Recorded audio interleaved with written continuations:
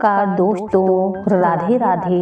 आपका स्वागत है आपके अपने YouTube चैनल प्रतिभा की कहानी पर। दोस्तों, आज की कहानी विश्वासघात से लेकर है। कहानी बहुत ही ज्ञानपूर्ण है और दुख भरी कहानी है। पसंद आए तो लाइक शेयर सब्सक्राइब करिएगा। पुराने समय में निकोबार के एक छोटे से गांव में दो मित्र रहा करते थे। एक का नाम राघव था और दूसरे का नाम संतोष था। लोग प्यार से संतोष को सत्तू कहकर बुलाते थे। दोनों एक दूसरे को बहुत ही प्यार करते थे। वे साथ साथ काम करते थे। जो कुछ वे कमाते थे साथ ही साथ खाते थे और दुख सुख में हमेशा साथ रहते थे। दोनों पूरे दिन काम में लगे रहते थे। दोनों ही जिम्मेदार इंसान थे। उन दोनों की दोस्ती देखकर गांव के लोग अचंभा करते थे। लोग कहते थे कि ऐसी दोस्ती तो हमने अपने जीवन में कभी नहीं देखी। जैसे लगता है कि संतोष का प्राण राघव में बसता है और राघव का प्राण संतोष में बसता है। ये दोनों मित्र कहने के लिए शरीर से अलग हैं, लेकिन जान इन दोनों की एक ही है। ये दोनों अगर जीवन में जुदा हुए तो एक दूसरे के बिना मर ही जाएंगे। धीरे धीरे उन दोनों की दोस्ती और भी गहरी होती गई। एक दूसरे के बिना वो दोनों जीवन की कल्पना भी नहीं कर सकते थे। निकोबार के उस छोटे से गांव में सूखा पड़ा। हालांकि निकोबार के चारों ओर समुद्र ही समुद्र है, लेकिन पूरे साल पानी की एक बूंद भी नहीं बरसी। सारे कुएं सूख गए थे, नदी तालाब सब सूख गए थे।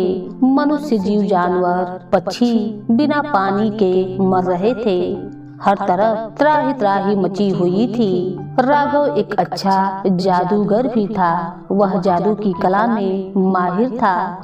उसके गांव वाले ही नहीं बल्कि दूर दूर से लोग उसका जादू देखने आते थे। एक दिन दोनों दोस्त घास काटने के लिए मैदान में गए। राघव को अपनी छुरी तेज करनी थी, लेकिन आसपास कहीं भी पानी नहीं नजर आ रहा था। ऐसे में राघव जंगल में घुस पड़ा और जंगल के बीचों बीच जाकर उसने जादू के बल पर जमीन से पानी निकाल लिया। उसे लेकर वह अपने मित्र संतोष के पास आया। संतोष को बड़ा आश्चर्य हुआ कि एक तो सूखा इतना पड़ा हुआ है, कहीं भी एक बूंद पानी का नजर नहीं आता है, लेकिन राघव पानी लेकर कहां से आ पहुंचा। उसने यही सोचकर राघव से पूछा, राघव यह पानी तुम कहां से लाए हो? जंगल के भीतर से, राघव संकोच करते हुए उत्तर दिया। संतोष को अब राघव पर शंका होने लगी। उसे लग गया कि हो ना हो राघव जादू की विद्या में माहिर है। हमें तो लगता है कि जादू के बल पर इसने पानी जमीन से निकाला होगा। यदि ये सत्य है तो मैं भी जादू सीखकर इससे बहुत सी धन संपत्ति जादू के बल पर कमा सकता हूँ। यही सोचकर उसने राघव से कहा, मित्र देखो, मैं तुम्हारा सबसे गहरा दोस्त हूँ, मुझे भी जादू सिखाओ ना। राघव ने सत्तू से कहा, देखो मित्र, तुम मेरे दोस्त हो, मुझे तुम्हारी दोस्ती पर कोई भी शंका नहीं है। मैं भली भांति जानता हूँ कि तुम जादू का दुरुपयोग नहीं करोगे, लेकिन मेरे गुरुजी का कहना था कि हर विद्या हर आदमी को नहीं सिखाई जा सकती है। इसीलिए मुझे क्षमा करना मित्र, मैं ये जादू की विद्या तुम्हें सिखा नहीं सकता। अच्छा, तो मैं जादू सीखने के योग्य नहीं हूँ?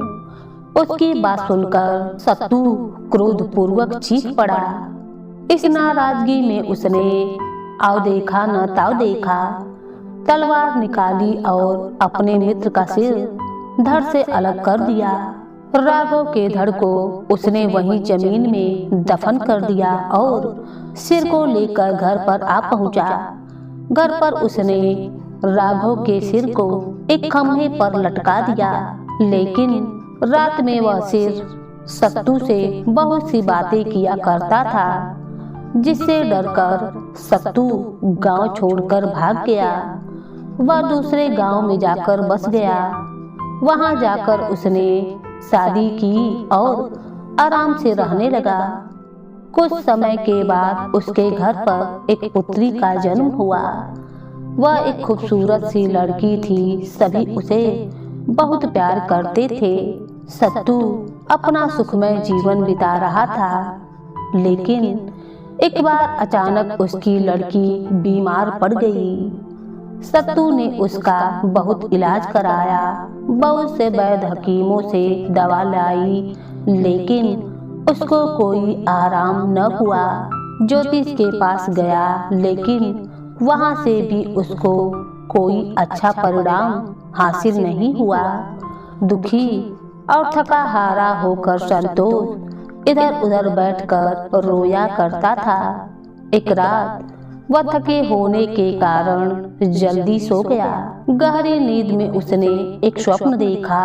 उसने सपने में देखा कि उसके दोस्त का सिर सपने में उससे कह रहा है, मित्र, इस सिर को जाकर जमीन में दफन कर दो। तुम मेरे साथ जो भी किए, मुझे उसका दुख नहीं है। दुख इस बात का है कि आज के बाद एक दोस्त दूसरे दोस्त पर विश्वास नहीं करेगा। तुमने मेरे विश्वास के साथ छल किया है। अगर आज भी तुम मेरे मित्र हो तो एक काम करो, उस सिर को ले जाकर जमीन में दबा दो। उससे एक पेड़ उगेगा। जब उस पर फल आ जाए तो उस फल को तोड़ लेना। उस फल को काटने पर उसके भीतर से तुमको पानी मिलेगा।